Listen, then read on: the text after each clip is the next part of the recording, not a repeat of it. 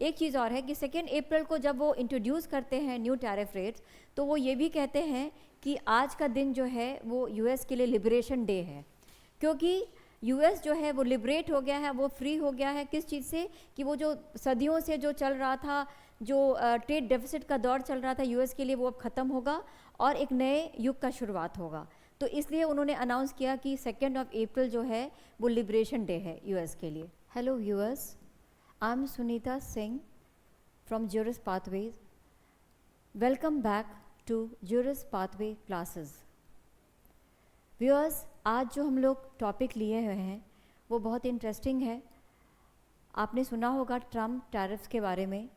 आज हम लोग डिटेल में जानते हैं ट्रम्प टैरिफ के बारे में, वो क्या है, उसने कैसे पूरे वर्ल्ड को इम्पैक्ट किया हुआ है। तो चलिए शुरुआत करते हैं। सबसे पहले हम लोग कुछ बेसिक टर्म्स को जानेंगे इकोनॉमिक्स का।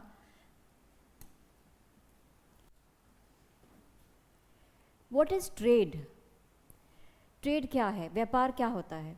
तो व्यापार में क्या होता है कि गुड्स एंड सर्विसेज का बाइंग एंड सेलिंग होता है बिटवीन 2 पर्सन और कंट्रीज़। लेकिन चूंकि हमारा टॉपिक इज टैरिफ, तो हम लोग यहाँ पर्सन का बात नहीं करेंगे। Trade between person, we are going to talk about trade between countries. तो ट्रेड क्या है? It is buying and selling of goods which takes place between different countries. The buying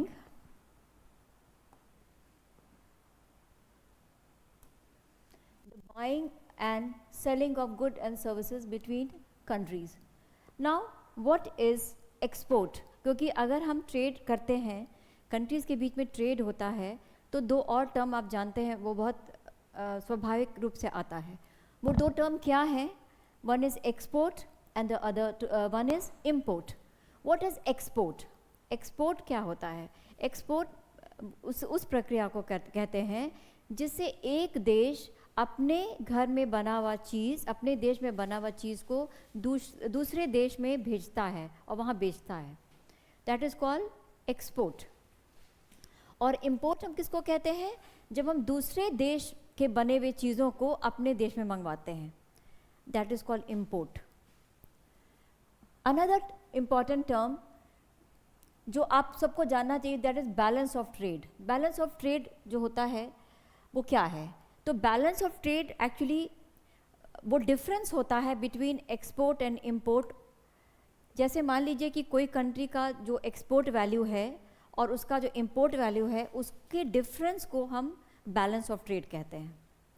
तो बैलेंस ऑफ ट्रेड को निकालने का क्या तरीका है? उसका जो तरीका है ये है कि we have to subtract the value of countries import from the value of it export. यानी कि एक्सपोर्ट जो है में से हम माइनस कर देंगे इम्पोर्ट को, तो हमको निकल आता है जो आपको वैल्यू आता है, that shows the BOT, balance of trade. Now इस प्रक्रिया में हम देखते हैं कि 2 स्थिति पैदा होती है।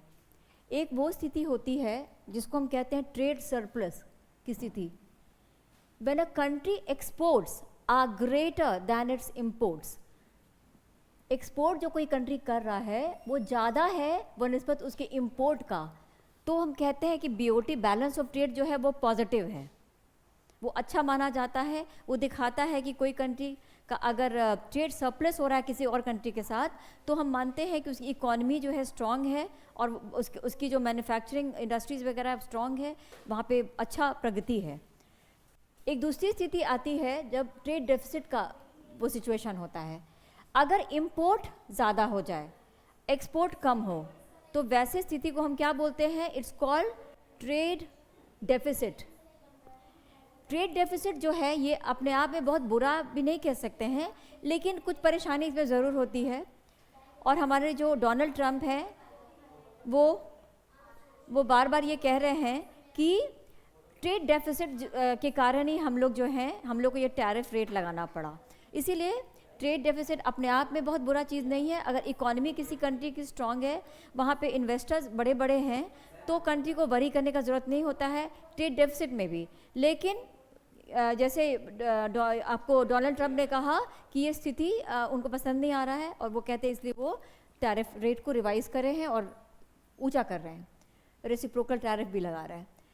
Now what is tariff? Tariff क्या होता है? टैरिफ इज द टैक्स, वो टैक्स होता है जो कोई भी सरकार उन गुड्स पे लगाती है जो उस कंट्री में आ रहा है।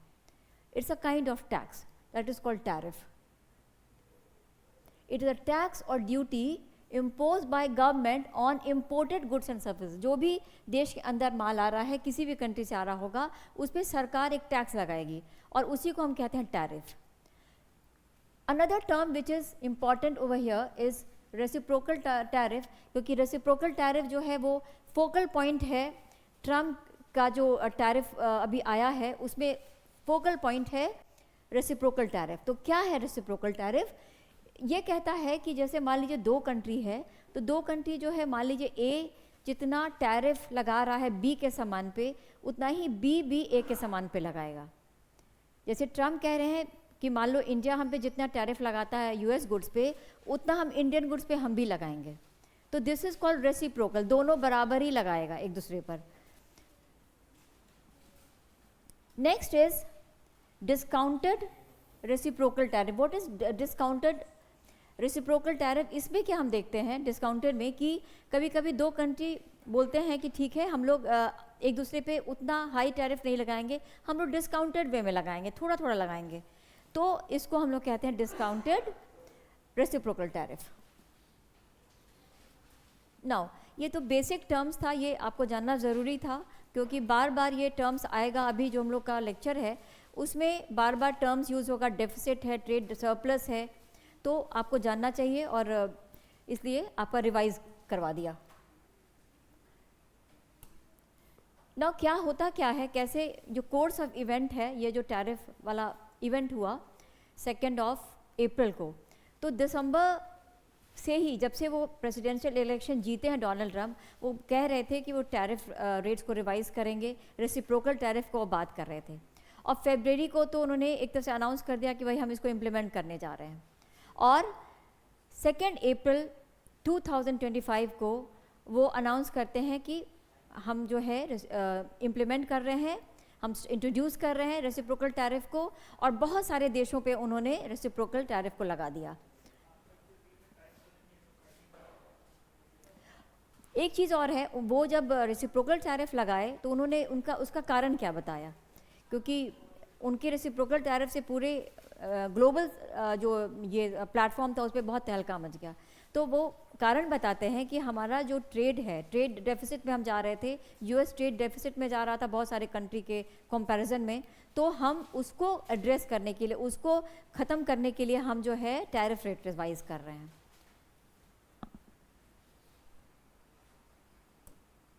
तो देखते हैं कि टैरिफ रेट जो आया है 2 अप्रैल को। एक चीज़ और है कि 2 अप्रैल को जब वो इंट्रोड्यूस करते हैं न्यू टैरिफ रेट्स, तो वो ये भी कहते हैं कि आज का दिन जो है वो यूएस के लिए लिबरेशन डे है, क्योंकि यूएस जो है वो लिबरेट हो गया है, वो फ्री हो गया है। किस चीज़ से? कि वो जो सदियों से जो चल रहा था, जो ट्रेड डेफिसिट का दौर चल रहा था यूएस के लिए, वो अब ख़त्म होगा और एक नए युग का शुरुआत होगा। तो इसलिए उन्होंने अनाउंस किया कि 2 अप्रैल जो है वो लिबरेशन डे है यूएस के लिए। अब हम देखते हैं कि टैरिफ रेट्स जो लगाए गए हैं डिफरेंट कंट्रीज़ पे, उसको देखिए। तो एक यूनिवर्सल 10% का जो टैरिफ लगा है वो सारे इंपोर्ट्स पे लगा है, चाहे वो किसी भी देश के हों। वैसे देश पे भी लगाया गया है, वैसे देश से आने वाले गुड्स पे भी लगाया गया है जो ट्रेड डेफिसिट में था, वहाँ पे यूएस ट्रेड सरप्लस स्थिति में था, लेकिन 10% का टैरिफ उन देश पर भी लगा दिया गया है। नाउ जो रेंज है टैरिफ रेट्स का वो कितना से कितना तक गया है, तो 10% मैंने बताया यूनिवर्सल है, बाकी किसी पे 26% है, किसी पे 32 है, किसी पे 40 है, 50 है। तो ये जो है रेंज जो है 10 to 50% ऑन इट्स एक्सपोर्ट्स पे, जो एक्सपोर्ट कोई कर रहा है यूएसए को, उस पे लगाए गए हैं। ना इससे मेजर सेक्टर्स कौन कौन है जो अफेक्ट हुआ है? ये टैरिफ जो लगाया गया है, ऐसा नहीं है कि इससे बहुत खुशी का माहौल है, इससे लोग बहुत दुखी हैं। और इसमें हमको देखना ये है कि कौन कौन सा वो सेक्टर्स है जो बहुत अफेक्टेड हुआ है. Now the sectors which have been affected, that is textile, chemicals, machinery, electronics. ये सारे जो अभी मैंने अंडरलाइन किए, ये सारे जो हैं सेक्टर्स, ये अफेक्टेड हो रहे हैं. इंडिया का क्या स्थिति है? तो इंडिया के गुड्स पे, इंडियन गुड पे 26% का टैरिफ लगाया गया है.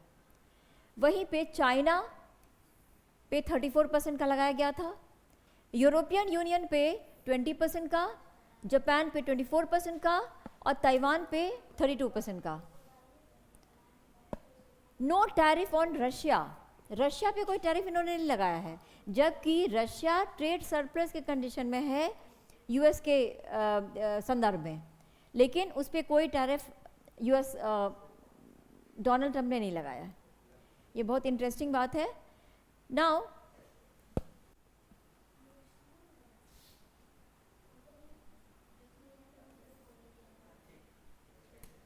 Now let us see the impact of this tariff rate on India. India पे क्या इसका प्रभाव है? तो हम क्या देखते हैं कि अभी मैंने बताया कि इंडियन गुड्स पे कितना का टैरिफ है? तो 26%. ठीक है. कौन सा की सेक्टर है जो इंडिया का अफेक्ट हो रहा है इससे? ऑटोमोबाइल्स, टेक्सटाइल्स, फिशरीज, ये इम्पैक्टेड हो गया इंडिया का. और ये जो हमारे इंडियन एक्सपोर्टर्स हैं, जो मान लीजिए यहाँ का टेक्सटाइल जो मैन्युफैक्चर कर रहे हैं और वो भेज रहे हैं यूएस मार्केट में, उनके लिए बहुत परेशानी हो गई है. क्योंकि अब क्या है कि जो यहाँ पे वो सामान बनाएंगे, वो जब यूएस पहुँचेगा और उसमें जब टैरिफ रेट भी जुटेगा तो वो चीज़ महंगी हो जाएगी. और जो कंज्यूमर को मिलेगा, अमेरिकन कंज्यूमर जो उसको कंज्यूम करेंगे, टेक्सटाइल हो या कोई भी और भी चीज़, तो उनके लिए महंगी हो जाएगी. तो शायद जो कंज्यूमर है वो नहीं चाहेगा कि भाई हम इंडियन गुड्स लें. तो इसका जिसको कहते हैं नुकसान किसको भरना पड़ेगा? ऑब्वियसली इंडियन मैन्युफैक्चरर्स को. तो इंडियन एक्सपोर्टर्स के लिए ये अच्छा न्यूज़ नहीं है.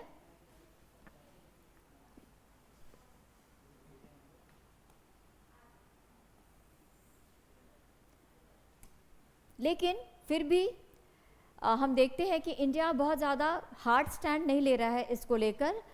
एक सॉफ्टी स्टैंड है, कोशिश कर रहा है यूएस से बात करने का, क्योंकि उसका कहना है कि हम अपने बायलैटरल रिलेशनशिप को ख़राब नहीं करेंगे, उसको स्मूथ करना है हमको, और आगे किस किस एरिया में हम इकोनॉमिकली कोऑपरेट कर सकते हैं वो देखना है.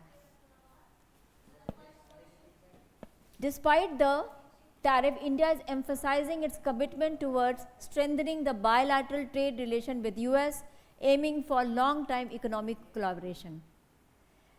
एक और इंटरेस्टिंग बात है इंडिया के लिए कि इंडिया का तो टैरिफ, इंडियन गुड्स पे 26% का टैरिफ है, लेकिन हमारे अगल बगल के जो देश हैं, नेबरिंग कंट्रीज़ हैं, उनका आप देखिए क्या है. तो वियतनाम के गुड्स पे 46 है, थाईलैंड 37, बांग्लादेश 37, श्रीलंका 44, पाकिस्तान 30%. यानी कि आप एक तरह से कह सकते हैं कि इंडिया का केवल 26% है. तो अगर यूएस पहुंचेगा कोई भी हमारा सामान, तो वो जो बिकेगा, कंज्यूमर को मिलेगा, वो इन कंट्रीज़ के मुकाबले में सस्ते दर पे मिलेगा.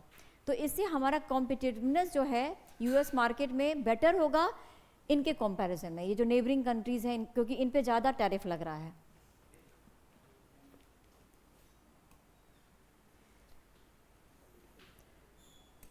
Now let us see what is the benefit of this tariff rate for USA. क्योंकि USA जब लगाया इसको, तो ऑब्वियसली है कि वो सबसे ज़्यादा इसका बेनिफिशियरी होने वाला है. तो क्या उसको मिलने वाला है इस टैरिफ रेट से? तो हम देखते हैं कि सबसे बड़ा बात है कि टैक्स से तो सरकार को फ़ायदा होता ही है. तो यहाँ पे $600 बिलियन का एनुअली फ़ायदा होने वाला है यूएस गवर्नमेंट को. उसके अलावा ये जो टैरिफ से यूएसए के जो डोमेस्टिक कंपनीज़ हैं उनको फ़ायदा मिलेगा. इसको समझते हैं. जैसे मान लीजिए कि इंडियन टेक्सटाइल अगर वहाँ पे जाता है, चूँकि 26% टैरिफ है, तो वो जुट जाएगा अब कॉस्ट प्राइस में. तो क्या होगा, इंडियन कंज्यूमर को, जो अमेरिकन कंज्यूमर को मिलेगा, वो महंगे दाम पे मिलेगा पहले के कंपैरिजन में. तो हो सकता है अमेरिकन कंज्यूमर जो होगा टेक्सटाइल का या जो भी इंडियन गुड्स है उसको लगेगा कि नहीं, अब हम अमेरिकन गुड्स को ही खरीदते हैं क्योंकि ये सस्ते हैं. तो इससे क्या होगा कि कि वहाँ के जो मैन्युफैक्चरर हैं यूएस के, उनको फ़ायदा होगा, क्योंकि लोग वहाँ के मैन्युफैक्चर पे डिपेंड करने लगेंगे, तो वहाँ का इंडिजिनस इंडस्ट्री ग्रो करेगा और इससे इंडिजिनस मैन्युफैक्चरर ग्रोथ पे जाएंगे।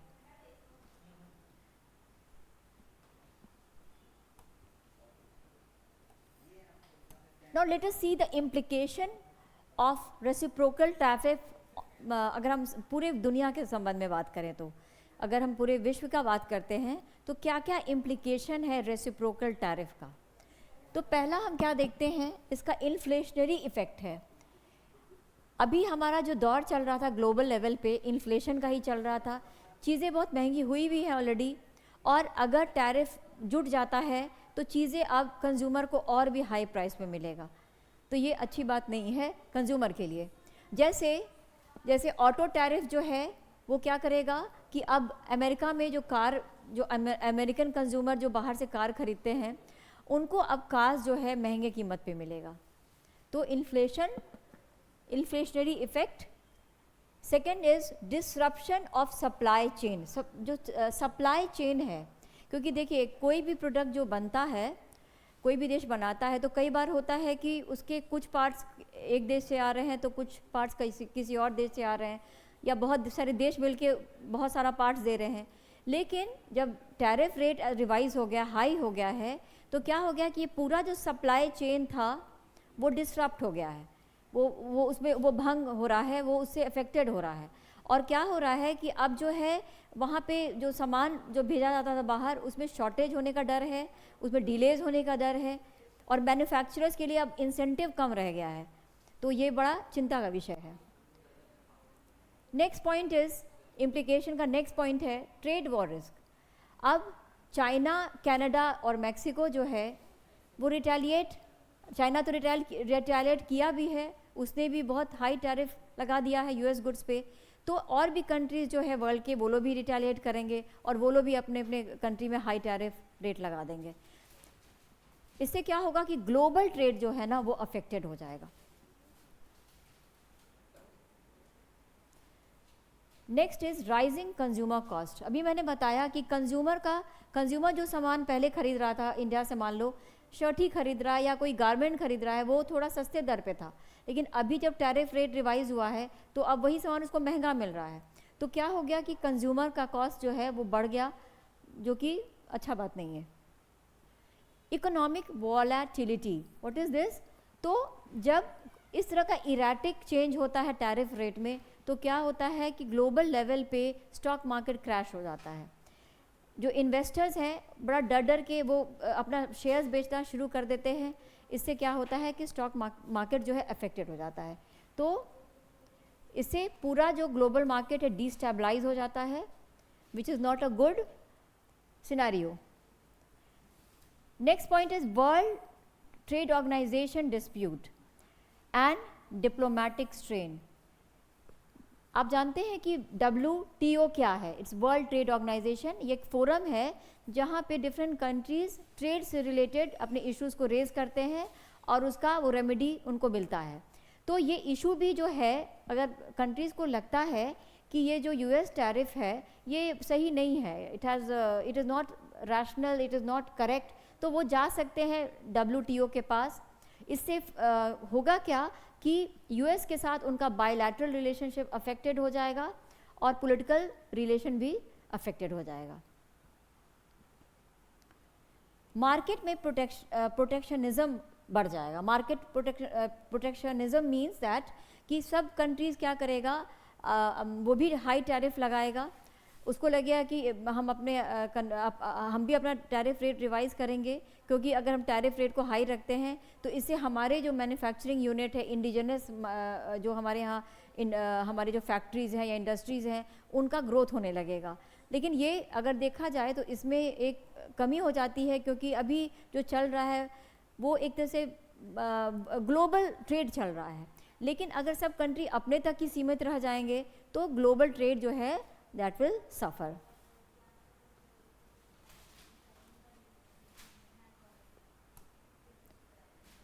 Now इंडिया के लिए क्या इसका सॉल्यूशन क्या है, कैसे कैसे इंडिया जो है इस चीज़ से, ये टैरिफ रेट जो रिवाइज हुआ है उससे वो कैसे निकल सकता है।